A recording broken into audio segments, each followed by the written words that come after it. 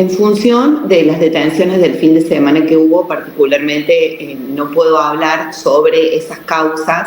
Atento a estas personas que se encuentran privadas de su libertad, se les tiene que tomar declaración, están sujetas a proceso y gozan del beneficio del principio de inocencia, por lo cual hasta que no tenga una condena, no me gusta hablar públicamente, y además teniendo en cuenta también a las víctimas, ¿no? Y sobre todo en ciudades o centros urbanos donde, puede sufrir una nueva revictimización si algún operador judicial sale a hablar sobre la causa. Pero sí te puedo confirmar, a decir que efectivamente el fin de semana, en lo que yo estoy de turno, en lo que es el departamento de Tercero Arriba y parte de Calamuchita, hubo alrededor de 5 detenciones por delitos contra la integridad sexual, es decir, por abusos sexuales.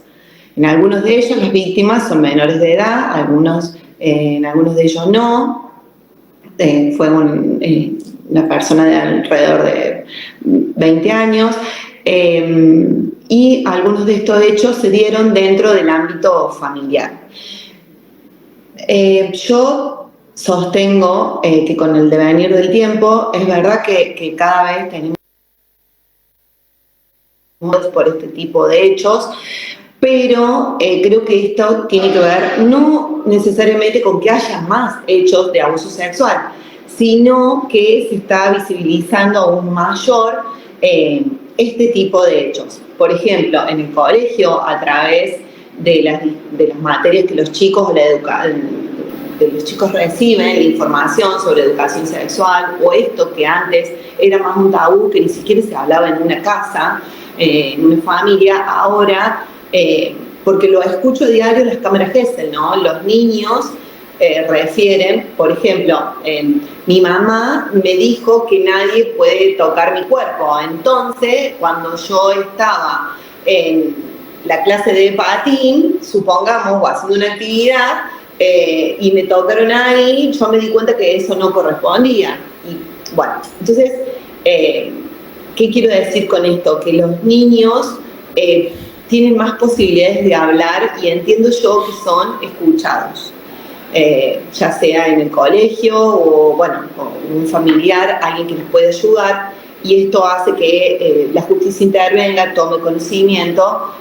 Si existe un delito, actuar inmediatamente, haciendo cesar los efectos de este delito, y en algunos casos, o en muchos de ellos, diría yo, se ordena la detención del denunciado.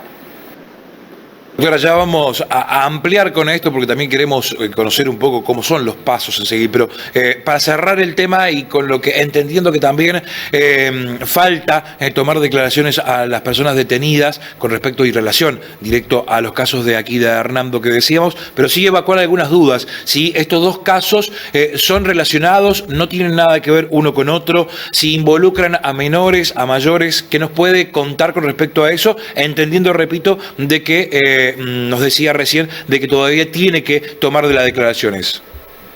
Sí, no tiene nada que ver un caso con el otro. En uno de estos casos, como le referí, la víctima es una menor, y en el otro de los casos es una joven.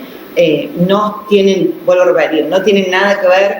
Y en este tipo de hechos, la prueba directa o la prueba fundamental suele ser el testimonio de la víctima.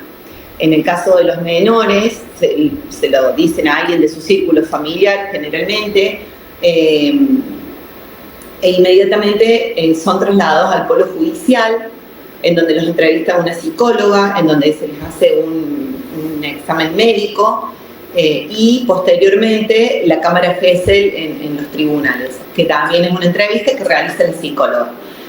En el caso de cuando la persona es mayor, se le toma un testimonio en la unidad judicial, en la comisaría, y también son enviadas al polo judicial que está en la ciudad de Córdoba, que son entrevistadas por médicos. Esas son como las medidas principales que se toman en los hechos o en las denuncias de abuso sexual, que es lo que ha sucedido en las denuncias del fin de semana.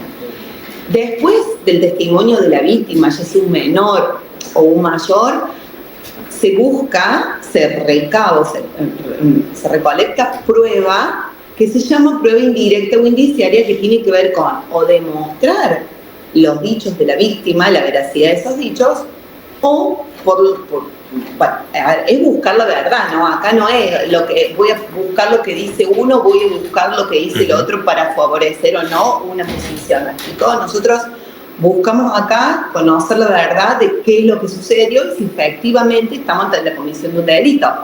Recordamos que el abuso sexual es un delito que tiene distintas modalidades. Podemos hablar de un abuso sexual simple, que es mero tocamiento, o podemos hablar de un abuso con acceso carnal, que es la penetración. Hay distintos delitos, pero lo que protege, por decirlo, para que lo podamos entender todos, el bien jurídico, el bien que pertenece a las personas, tiene que ver con su integridad sexual.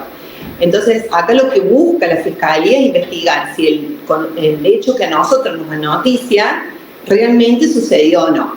El primer elemento que tenemos es el testimonio, el relato de la víctima, pero después ese relato va acompañado de otros indicadores que tienen que ver con pericias psicológicas, que es un conocimiento que aporta un psicólogo que le realiza entrevistas a la víctima y también a la persona que está detenida. Para estas pericias también, vuelvo a repetir,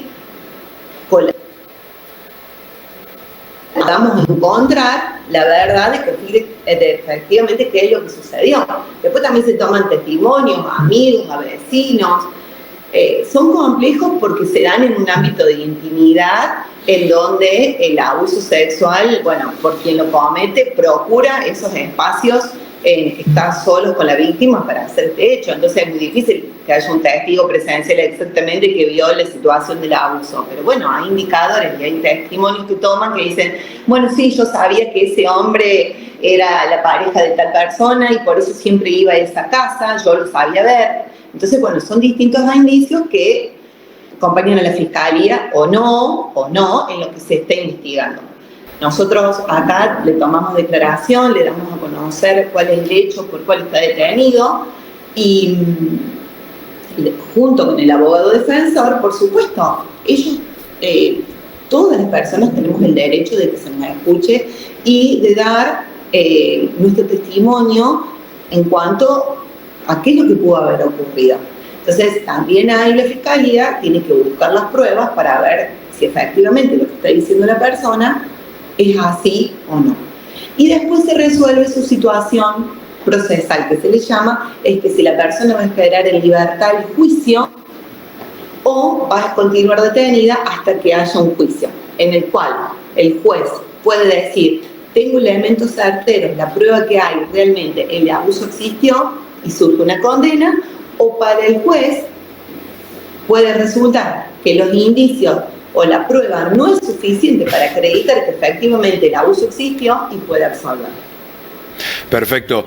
Doctora, ahí los pasos que estamos siguiendo, digamos, son o tienen que ver con ya la denuncia realizada y todo lo que usted nos explicaba de todo lo siguiente, lo posterior a eso. Pero digo, el paso más importante, el que quizás más cuesta, o ya no lo sé, por eso quiero preguntarle, es ese, precisamente, el que la víctima con un dolor, con su problema incluso hasta psicológico que puede traer todo ese tipo, ya sea por una violación o por una violencia de género, que también lamentablemente creo que ha crecido bastante en este tema de denuncias. Tomar esa valentía de ese momento de llegarse hasta el lugar para hacer la denuncia, ¿no? Me parece que ese es el primer paso y el que más debe costar, ¿no? Sí. Lamentablemente, quienes se encuentran en estas situaciones, yo lo veo a diario acá porque las escucho, les cuesta mucho salir de esa situación, ¿no?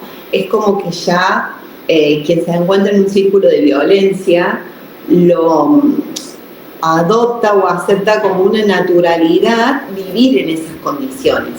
Hay un ciclo de violencia que es aquel que le llaman, el de la discusión, el que termina con los golpes y le llaman después la luna de miel porque es la reconciliación, no va a pasar más, perdóname, pero después, cuando el vínculo se construyó de esa forma, siempre va a haber algo que va a una de las partes, a llevarla a estallar, por decirlo de alguna manera, y que el ciclo vuelva a ser el mismo, ¿no?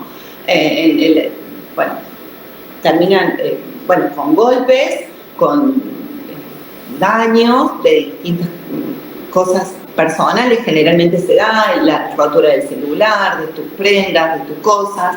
El objetivo en ese tipo de hechos es dañar a la otra persona. Entonces, quien esté en ese círculo es muy difícil poder salir de ahí y poder entender o aceptar o confiar en que se puede vivir de otra manera y que siempre la violencia va a acarrear más violencia.